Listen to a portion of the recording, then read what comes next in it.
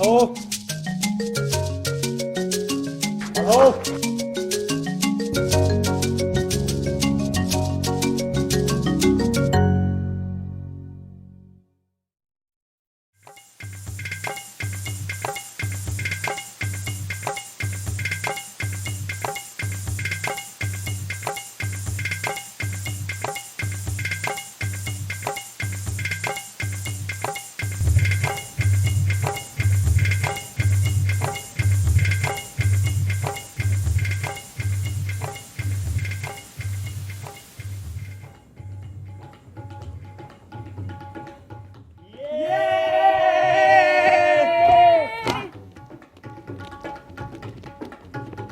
कल सुरेश ने पतंग काटी थी, आज हम उसकी पतंग काट कर रहेंगे। पता नहीं क्या समझता है वो अपने आप को। हाँ, तू उसकी पतंग जरूर काटना। बता कौन सी? बता बता। वो काली वाली। अच्छा ठीक है। पीली वाली थी। काली वाली है। मैंने कहा ना काली वाली है। मैंने उसको उस छत से उसको उड़ाते हुए देखा था। ए सुन, तू उसकी बात मानेगा, मेरी बात पे विश्वास नहीं करेगा। ए सुन, मैं कह रहा हूँ ना काली वाली है। हाँ ठीक है ठीक है। पीली वाली है। काली वाली। पीली वाली है। काली। पीली है। काली। पीली है। काली। पीली। चुप। काली के पीली? पीली है। पीली है। काली। पीली है। काली। पीली है। पीली है। पीली।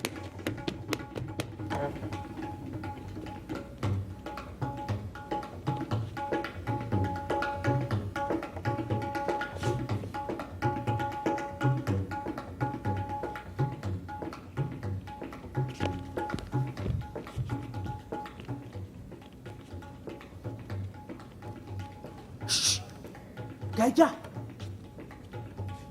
हाँ, आजा।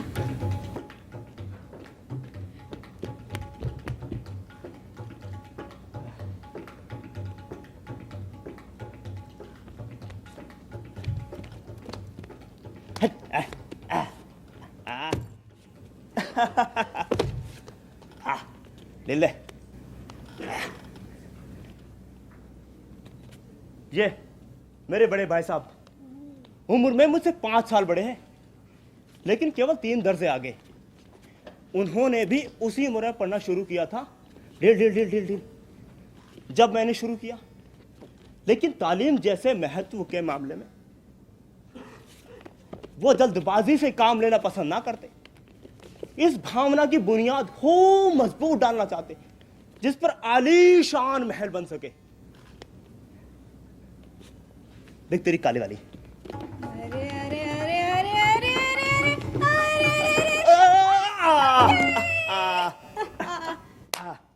देखा, तुमने उसकी पतंग कटवा दी ना। हाँ। मैं क्या कर रहा था? भाई साहब के बारे में। ओ भाई साहब हाँ। 1 साल का काम वो 2 साल में करते और कभी कभी 3 साल लगा जाते। वो कहते हैं ना, बुनियाद ही पुख्ता ना हो तो मकान कैसे पायदार बने। हाँ ठीक है। ओए ढील ओ कट गई। हाँ, कट गई। हाँ बल्ला बल्ला। हाँ शाबाश शाबाश। हाँ बल्ला बल्ला। हाँ शाबाश शाबाश। हाँ बल्ला बल्ला। हाँ शाबाश। अपनी कट गई। हाँ देखा, तुमने मेरी पतंग कटवा दी ना। तू बैठा रहेगा तो कटेगी तो है ही ना। चल लपेट इसको अब। मैं छोटा था, वो बड़े थे। मेरी उम्र 9 साल की और भाई साहब 14 साल के थे। उन्हें मेरी तंबी और निगरानी का पूरा और जन्मसिद्ध अधिकार था, और मेरी शालीनता भी इसी में थी कि मैं उनके हुक्म को कानून से। ओ भाई साहब, भागो भाई साहब।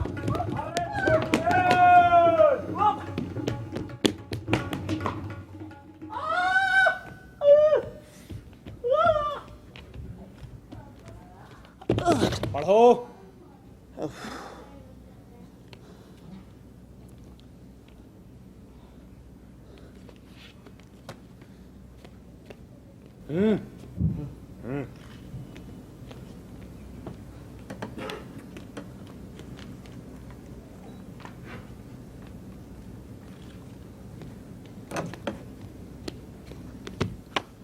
ठीक से।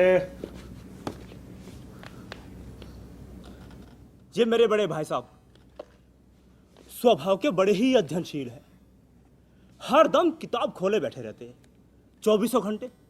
न जाने क्या पढ़ते रहते, किताबें किताबें किताबें। उफ।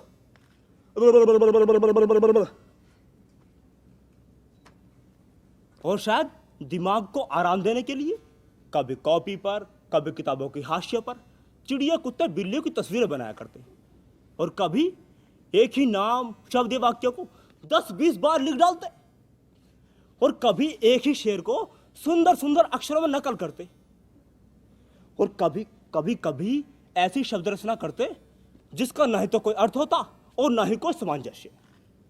मसलन एक बार मैंने उनकी कॉपी पर यह इबारत देखी, स्पेशल अमीना, भाइयों भाइयों।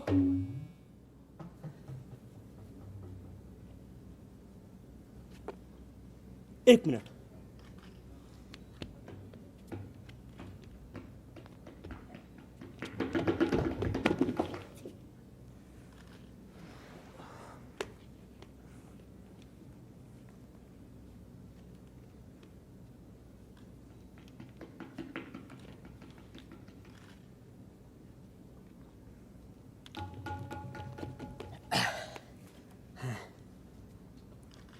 स्पेशल अमीना, भाइयों भाइयों, राशन सिर्फ राधेश्याम, खर्चा 1 घंटे तक। इसके नीचे एक आदमी का चेहरा बना हुआ। मैंने बहुत चेष्टा की कि इस पहेली का कोई अर्थ निकालूं, लेकिन असफल रहा। और भाई साहब से पूछने का साहस मुझ में ना था। वो 9वीं जमात में, मैं 5वीं जमात में। उनकी रचनाओं को समझना मेरे लिए छोटा मुंह बड़ी बात थी।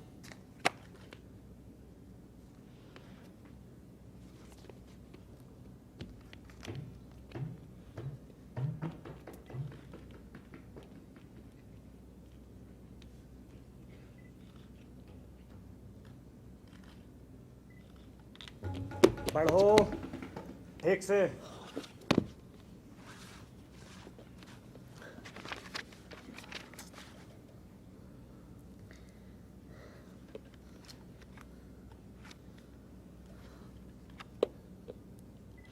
मेरा जी पढ़ने में बिल्कुल ना लगता, ना जाने क्यों।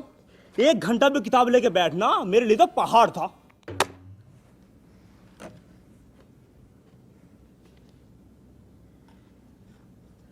और मौका पाते ही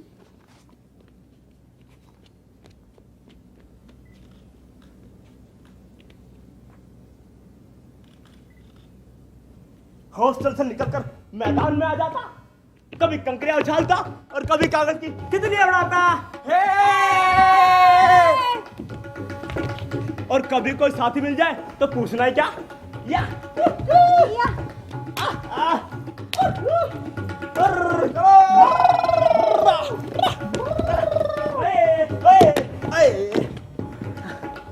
कभी 4 दीवारी पर चढ़कर उससे नीचे कूद रहे हैं, या मेरी बारी।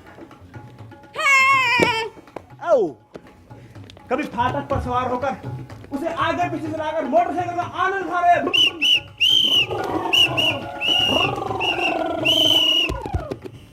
ओ, अब क्या हुआ? भाई साहब, भैया,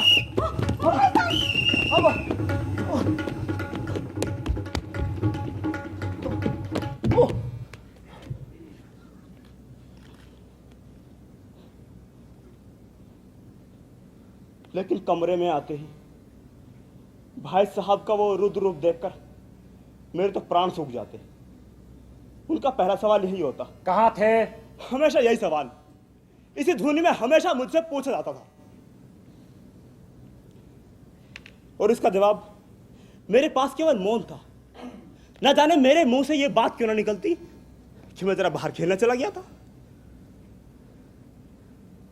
मेरा मौन कह देता था कि मुझे अपना अपराध स्वीकार है, और भाई साहब के पास इसके अलावा और कोई इलाज न था कि स्नेह और रोष भरे शब्दों से मेरा सत्कार करे।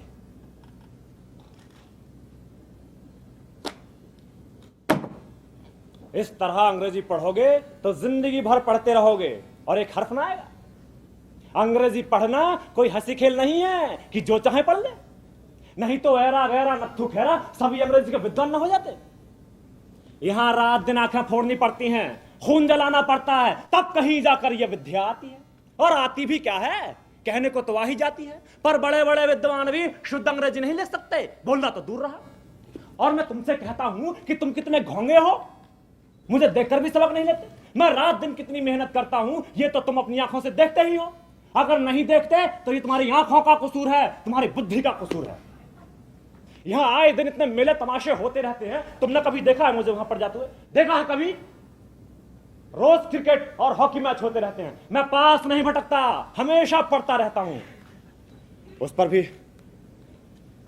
भी एक एक दर्जे में 2-2, 3-3 साल पढ़ा रहता हूं। फिर भी तुम ये कैसे आशा करते हो कि यूं खेल कूद में वक्त गंवाकर तुम पास हो जाओगे? ठीक से पढ़ो।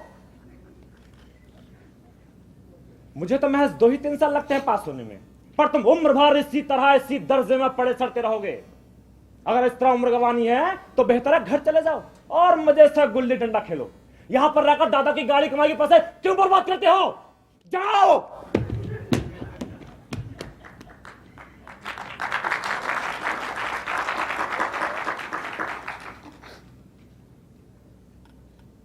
मैं ये लताड़ सुनकर आंसू बहाने लगता। जवाबी क्या था? अपराध तो मैंने किया, अब लताड़ कौन सहे? भाई साहब उपदेश की कला में निपुण थे, ऐसी ऐसी लगती बातें कहते, ऐसे ऐसे सूखती बाण चलाते कि मेरे जिगर के टुकड़े टुकड़े हो जाते और हिम्मत टूट जाती। इस तरह जान तोड़कर मेहनत करने की शक्ति मैं अपने आप में ना पाता।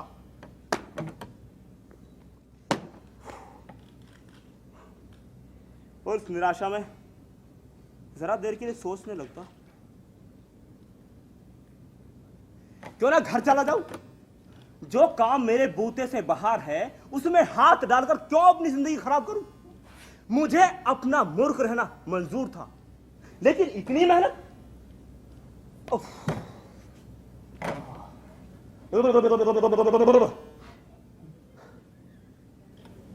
मुझे तो सोचकर ही चक्कर आते थे।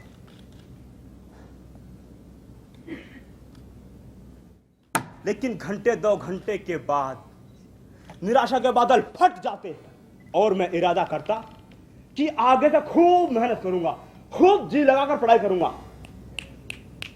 चटपट एक टाइम टेबल बना डालता, बिना पहले से कोई नक्शा बनाए, कोई स्कीम तैयार किए, कोई काम कैसे शुरू किया जाए।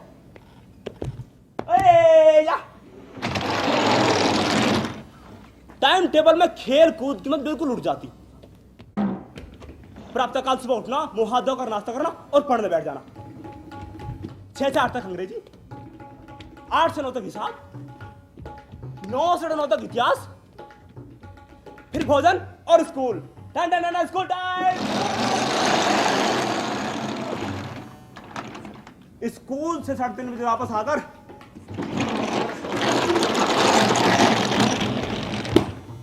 आधा घंटा आराम करना। 4 से 5 बजे तक भूगोल, 5 से 6 तक ग्रामर, 6 से 6:30 तक आधा घंटा हॉस्टल खाना टहलना। उसके बाद 6:30 7 बजे तक अंग्रेजी कंपोजिशन और फिर भोजन। 8 से 9 तक अनुवाद, 9 से 10 तक हिंदी, उससे 11 तक विषय और फिर विश्राम।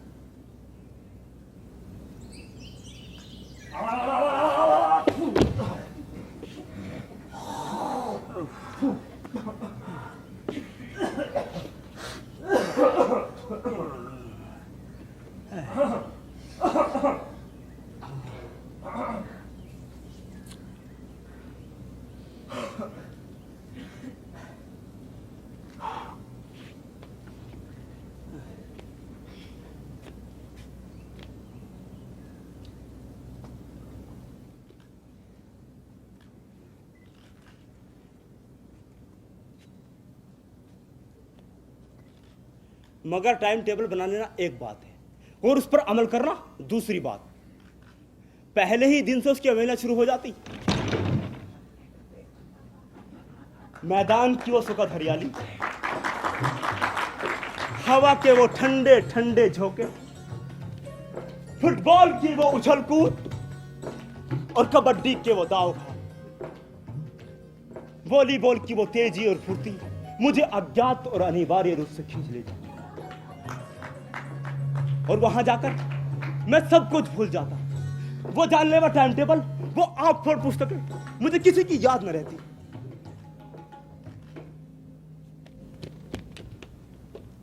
और भाई साहब को नसीहत और फजीहत का अवसर मिल जाता।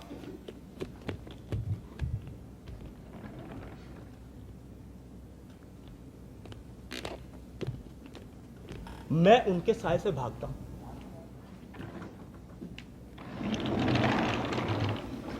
उनकी आंखों से दूर रहने की चेष्टा करता हूं। कमरे में इस तरह दबे पांव आता कि उन्हें खबर ना हो। उनकी नजर मेरे ऊपर पड़ी और मानो मेरे तो प्राण ही निकल गए। हमेशा सिर पर एक नंगी तलवार सी लटकी मालूम होती थी।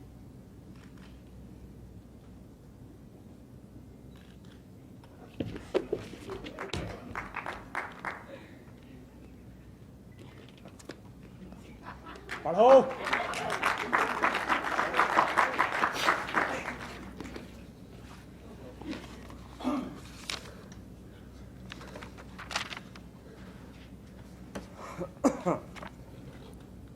फिर भी जैसे मौत और विपत्ति के बीच आदमी मोह माया के बंधन में जकड़ा रहता है, मैं भी फटकार और घुड़कियां खाकर खेल कूद का तिरस्कार ना कर सका।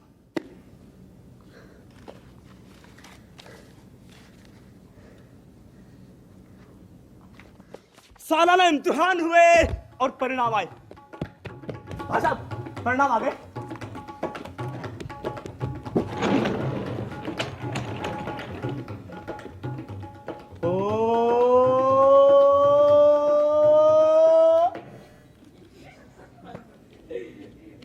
भाई साहब फेल हो गए।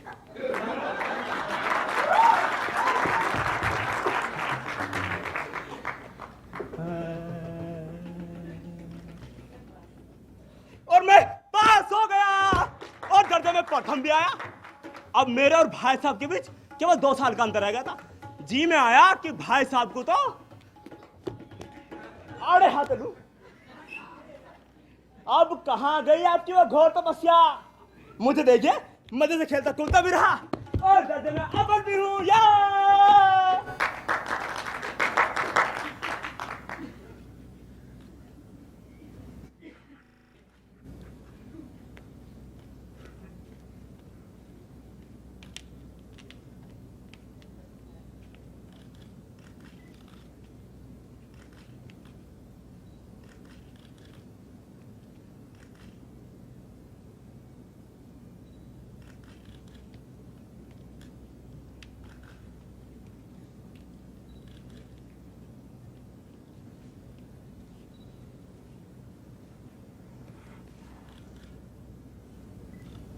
लेकिन बेचारे भाई साहब इतने दुखी और उदास थे कि मुझे उनसे दिले हमदर्दी हुई और उनके घाव पर नमक छिड़कने का विचार भी लज्जास्पद जान पड़ा।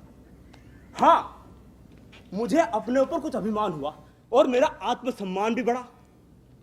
भाई साहब का गौरव मुझ पर ना रहा। आजादी से खेलकूद में शरीक होने लगा। दिल मजबूत था। अगर उन्होंने फिर से फजीहत की ना तो साफ कह दूंगा। आपने अपना खून जलाकर कौन सा तीर मार लिया? मैं तो खेलते कूदते दर्जे में अव्वल आया हूं। या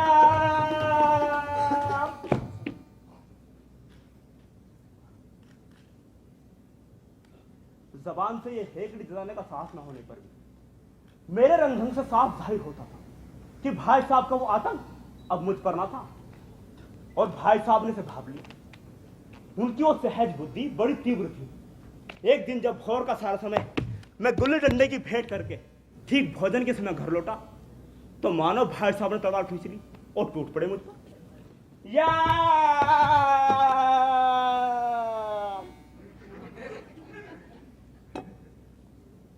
देखता हूं इस साल पास हो गए और दर्जे में अव्वल आ गए तो तुम्हें दिमाग हो गया। मगर भाईजान, घमंड तो बड़े बड़े का नहीं रहा तो तुम्हारी तो हस्ती ही क्या है।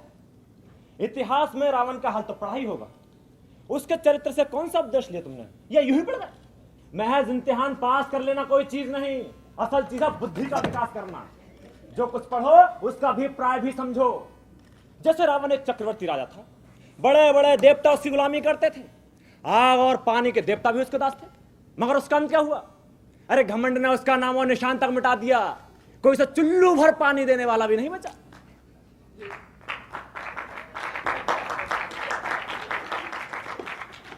आदमी चाहे जो कुकर्म करे पर अभिमान ना करे, इतराए नहीं।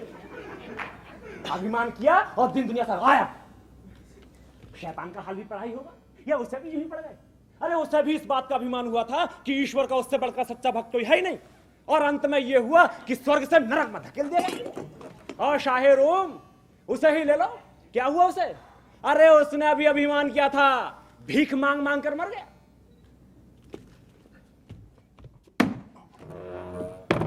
और तुमने तो केवल अभी एक ही दर्जा पास किया है और अभी तुम्हारा सिर फिर गया। तब तो तुम आगे बढ़ चुके।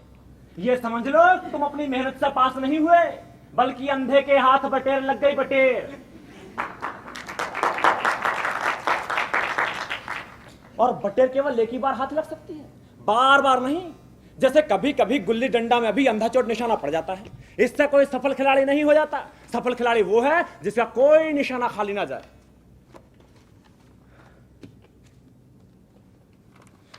मेरे फेल हो जाने पर मत जाओ, मेरे दर्जे में आओ ना तो दांतों पसीना आ जाएगा। जब अलजबरा ज्योमेट्री के लोहे के चने चबाने पड़ेंगे, और ये इंग्लिस्तान का इतिहास पढ़ना पड़ेगा। बादशाहों के नाम याद रखना आसान नहीं है। अरे 8 तो हेनरी ही गुजरे हैं, कौन सा कांड किस हेनरी के समय में हुआ है ये याद कर लेना आसान नहीं है। हेनरी 7वें की जगह हेनरी 8वां लिख दिया तो सारे नंबर गए, सफा चट।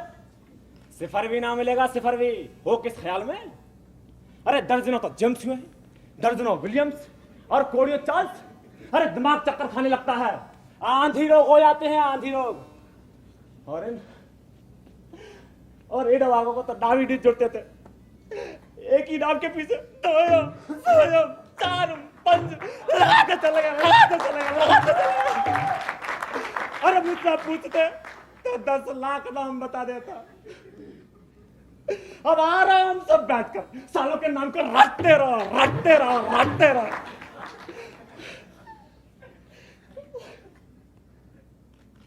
ओ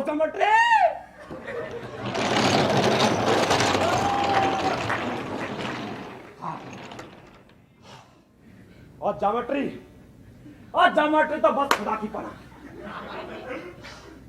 इधर आ, देख, आ बा जा की जगह जा बा आ लिख दिया तो सारे नंबर गायब। कोई इन निर्दयी मुमतिनों से नहीं पूछता कि आखिर आ बा जा और जा बा आ में क्या फर्क है। क्यों व्यर्थ की बात के लिए छात्रों का खून करते हो? अरे भाई, दाल भात रोटी या रोटी भात दाल खाई, इसमें क्या रखा है? खाई तो। मगर इन परीक्षकों को क्या परवाह, ये तो वही देखते हैं जो पुस्तक में लिखा है और चाहते हैं कि लड़के अक्षर अक्षर डालें, और इसी रटंत का नाम शिक्षा रख छोड़ा है। आखिर इन बेसर पैर की बातों को पढ़ने से क्या फायदा? अरे भाई, इस रेखा पर लंब गिरा दो तो आधा लंब से दुगना होगा। पूछिए इनसे प्रयोजन। अरे दुगना हो जाए, 4 गुना हो जाए, या आधा ही रहे मेरी बला से।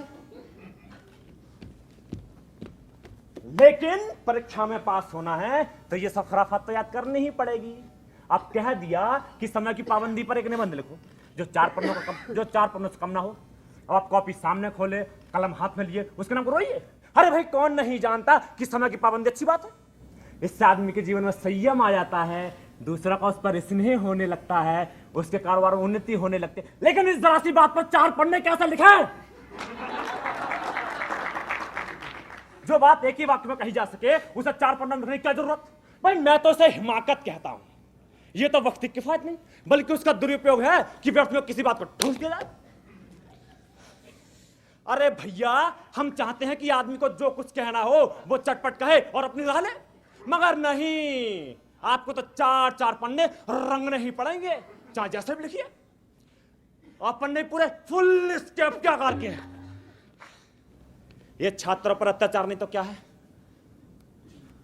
और अनर्थ तो ये है कि कहा जाता है संक्षेप में लिखो। समय की पाबंदी पर संक्षेप में एक निबंध लिखो जो 4 पन्नों से कम ना हो। ठीक, संक्षेप में तो 4 पन्ने हुए, नहीं तो शायद 100-200 लिखवाते। अरे तेज भी दौड़िए और धीरे धीरे भी, उल्टी बात है नहीं। बालक भी इतनी सी बात को समझ लेता है, लेकिन इन अध्यापकों को इतनी भी तमीज नहीं, और ऊपर से दावा करते हैं कि हम अध्यापक हैं। तो मेरे दर्जे में आओगे ना लाला, तो ये सब पापड़ बेलने पड़ेंगे, तब आटे दाल का भाव मालूम पड़ेगा। इस साल दर्जे में अव्वल आ गए हो तो पांव जमीन पर नहीं रखते। इसलिए मेरा कहना मानिए, लाख फेर हो गया हूं पर तुमसे बड़ा हूं और दुनिया का तुमसे कहीं ज्यादा अनुभव है। इसलिए जो कहता हूं उसे गांठ बांधिए, नहीं तो पछताइएगा। टन टन टन टन टन टन टन टन। स्कूल टाइम, चलो स्कूल।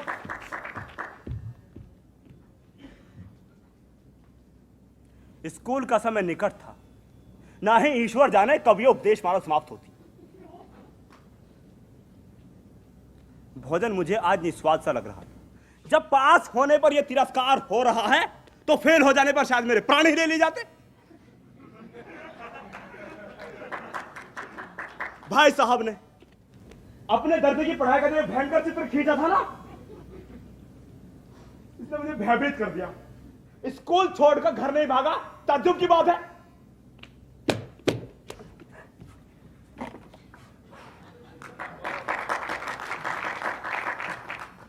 इतने तिरस्कार होने पर भी पुस्तकों में मेरी अरुचि जो कि तो बोली रही, और खेलने कूदने का कोई भी अवसर हाथ से न जाने देता।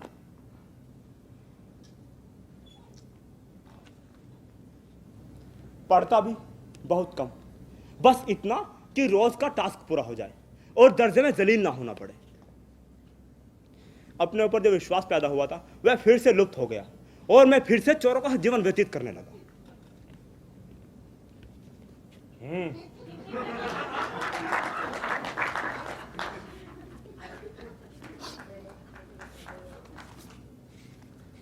भाई साहब, पढ़ रहा हूं।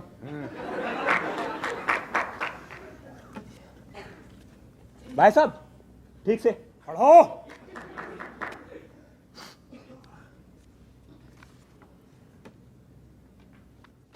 फिर सालाना इम्तिहान हुए और परिणाम आए। भाई साहब, परिणाम आ गए।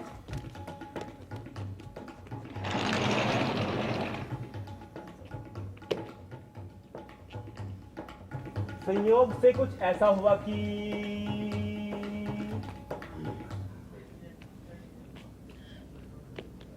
देखा कि मैं फिर से पास हो गया और भाई साहब फेल हो गए।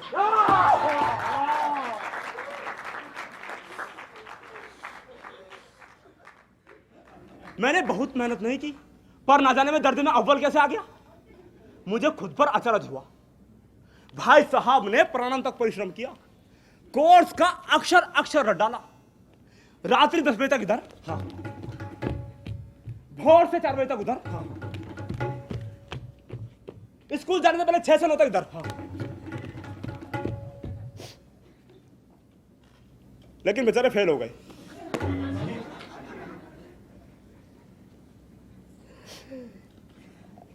मुझे उन पर दया आती थी। परिणाम सुनाया गया तो रो पड़े।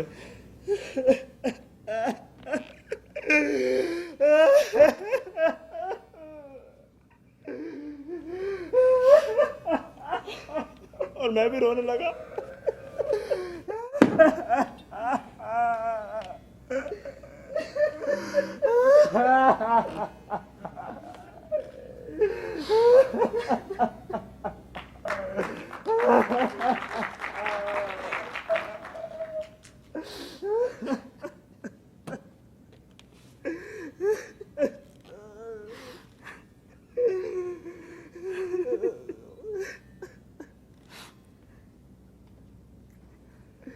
अपने पास होने की खुशी भी आधी हो गई थी। शायद मैं भी फेल हो गया होता तो भाई साहब को इतना दुख तो ना होता।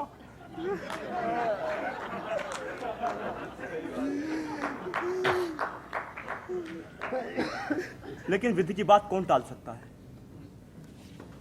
अब मेरे और भाई साहब के बीच केवल एक दर्जे का अंतर रह गया था। मेरे मन में कुटिल भावना उदय हुई कि कहीं भाई साहब एक साल और फेल हो जाए, तब तो मैं उनके बराबर आ जाऊंगा। फिर किस आधार पर वो मेरी फजियत कर सकेंगे।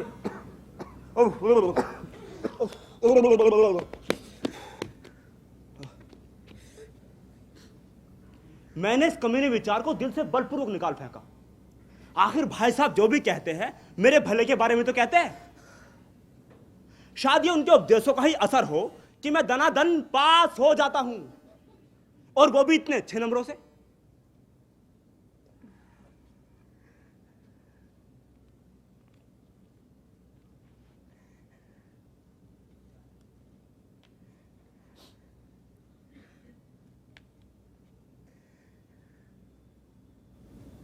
भाई साहब अब बहुत कुछ नरम पड़ गए थे।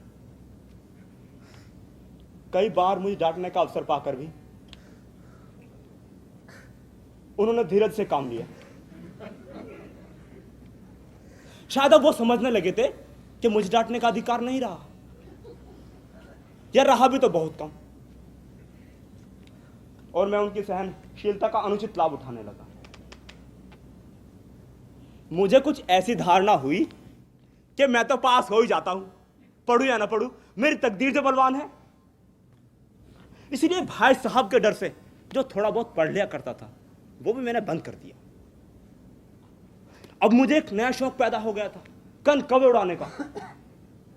अब पूरा दिन पतंगबाजी की भीड़ में जाया करता था, लेकिन मैं फिर भी भाई साहब का अदब करता था। इसीलिए उनकी नजरों से दूर रहकर कन कौवे उड़ाया करता था। मांझा देना, कन्ने बांधना, पतंग टूर्नामेंट आदि सब समस्या गुप्त रूप से हल की जाती थी।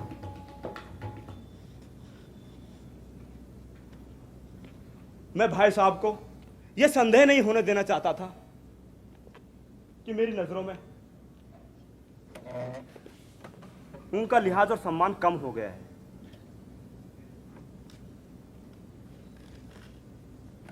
एक दिन संध्या समय मैं हॉस्टल से दूर एक कनकवा लूटने बेतहाशा दौड़ता ला जा रहा था। आंखें आसमान की ओर थी और मन उस आकाशगामी पथिक की ओर जो मंद गति से झूमता पतन की ओर चला रहा था। मानो कोई आत्मा स्वर्ग से निकलकर विरक्त मन से नए संस्कार ग्रहण करने आ रही हो। बालकों की पूरी सेना लग्गी और झाड़दार बांस लिए उसके पीछे दौड़ी चली आ रही थी। किसी को अपने आगे पीछे की खबर ना थी। मानो सभी पतंग के साथ आकाश में उड़ रहे थे, जहां सब कुछ समतल है। ना मोटर कार, ना ट्राम, ना गाड़ी।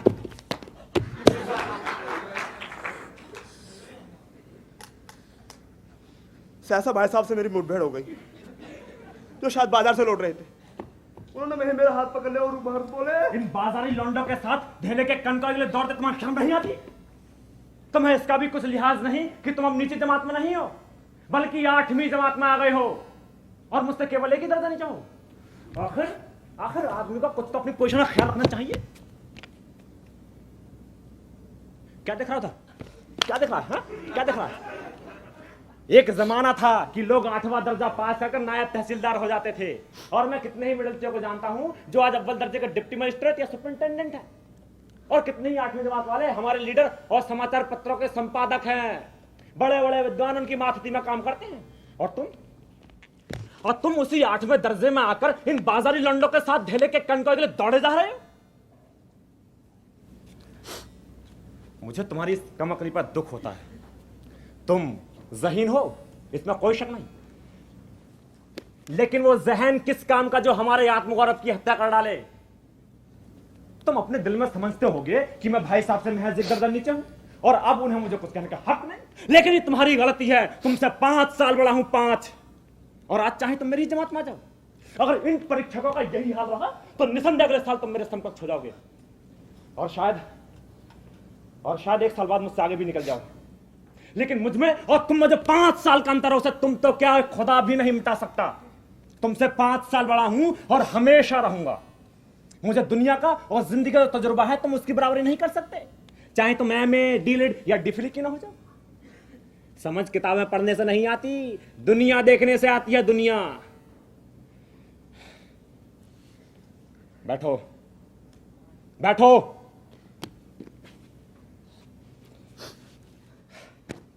अब हमारी अम्मा को ही ले लो।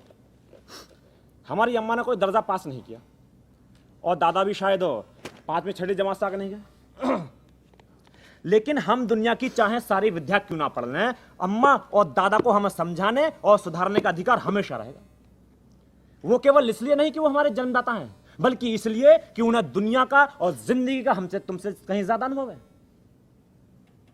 अरे अमेरिका में किस तरह की राज व्यवस्था है, 8वें हेनरी ने कितने ब्याह किए, या फिर आकाश में कितने नक्षत्र हैं, ये बातें चाहे उन्हें ना मालूम हो, लेकिन हजारों ऐसी बातें हैं जिनका ज्ञान उन्हें हमसे और तुमसे ज्यादा है। देव ना करे। देव का मतलब जानता है? भगवान ना करे कि आज मैं बीमार पड़ जाऊं तो तुम्हारे तो हाथ पांव फूल जाएंगे और दादा को तार देने के सिवा तुम्हें और कुछ नहीं सूझेगा। लेकिन तुम्हारी जगह अगर दादाजी हो तो वो ना किसी को तार दें, ना घबराएं और ना बदहवास हो। पहले खुद मर्ज को पहचानेंगे, फिर उसका इलाज करेंगे। अगर उसमें सफल ना हुए तो किसी डॉक्टर को बुलाएंगे। बीमारी तो खैर बड़ी चीज है। अरे हम तुम तो इतना भी नहीं जानते कि महीने भर का खर्च महीने भर कैसे चले। जो कुछ दादा भेजते हैं उसे 20-22 दिन में खर्च कर डालते हैं, फिर पैसे को मुहताज हो जाते हैं, नाश्ता बंद हो जाता है, धोबी और नाई सब मुंह चुराने लगते हैं। लेकिन आज जितना आज हम और तुम खर्च कर रहे हैं ना, उसके आधे में दादाजी ने अपनी उम्र का एक बड़ा भाग इज्जत और नेकनामी के साथ गुजारा और अपने कुटुंब का पालन किया, जिसमें कुल मिलाकर 9 आदमी थे। खैर ये तो अपने घर की बात है, इसे अभी एक तखाल में रख देते हैं। अब अपने हेडमास्टर साहब को ही ले लो। एमए है कि नहीं? और यहाँ के एमए नहीं, कहाँ के एमए? ऑक्सफोर्ड। कहाँ के? ऑक्सफोर्ड। हाँ, ऑक्सफोर्ड के। कितने रुपए पाते हैं? कितने? 1000। हाँ, 1000 रुपए पाते हैं। लेकिन उन्हें घर का इंतजाम कौन करता है? उनकी बूढ़ी माँ। यहां पर आकर उनकी डिग्री फेल हो गई, बेकार हो गई। पहले खुद घर का इंतजाम करते थे, खर्च पूरा ना पड़ता था, कर्जदार रहते थे। जब से उनकी अम्मा ने घर का प्रबंध अपने हाथों में लिया, मानो जैसे घर में लक्ष्मी आ गई हो। तो भाईजान, यह गरूर अपने दिल से निकाल दो कि तुम अब मेरे समीप आ गए हो और अब तुम स्वतंत्र हो। मेरे देखते बेराह नहीं चलने पाओगे। अगर तुम अब भी नहीं सुधरे ना, तो मैं इसका भी प्रयोग कर सकता हूं। मुझे पता है कि तुम्हें मेरी बातें जहर लग रही होंगी, लेकिन बेटे, मेरी बातों में कहीं ना कहीं सच्चाई जरूर छुपी हुई है।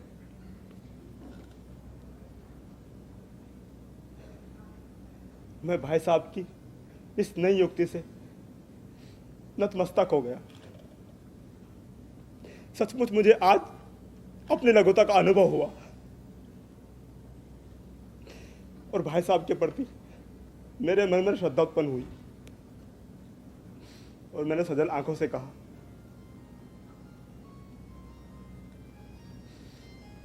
हरगिज नहीं भाई साहब, आप जो कह रहे हैं बिल्कुल सच है और आपको उसके कहने का अधिकार भी है।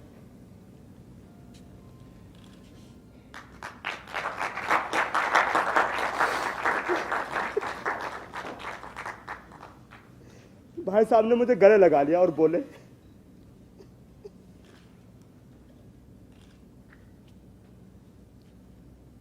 मैं तुझे कनकवा उड़ाने के लिए मना नहीं करता। मेरा भी जी करता है कनकवा उड़ाने के लिए। मैं भी चाहता हूं कि मैं भी खेलूं, कूदूं, नाचूं, गाऊं। लेकिन मैं खुद बेराह चलूं तो तुम्हें कौन सुधारेगा? ये कर्तव्य भी तो मेरे सिर बंधा हुआ है।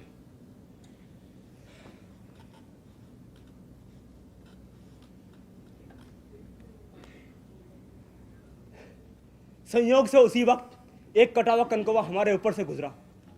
उसकी डोर लटक रही थी, भाई साहब लंबे है ही, कूद कर पकड़ ली और बेतहासा हॉस्पिटल की तरफ दौड़े और मैं पीछे पीछे दौड़ रहा था।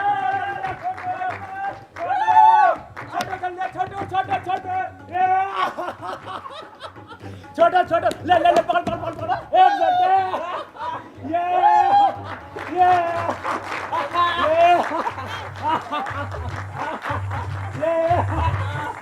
मुझे दे, मुझे दे, मुझे दे, ये